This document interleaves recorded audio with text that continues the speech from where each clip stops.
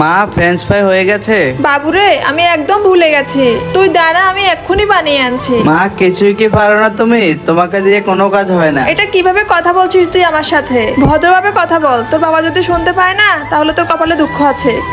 যাও, তুমি তোমার ঘরে গিয়ে কাজ করো।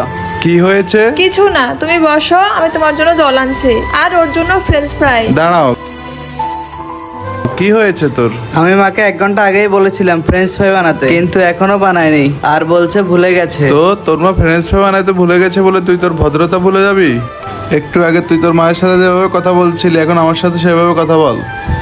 ও আমার সঙ্গে এভাবে কথা বলার সাহস নেই, তাই না? ঠিক আছে বাবা, সরি। আমি তোমাকে অনেকবার বলেছিলাম না, তোমার বাবা যদি এরকম কথা শুনে তাহলে তোমার বাবা রাগ করবে।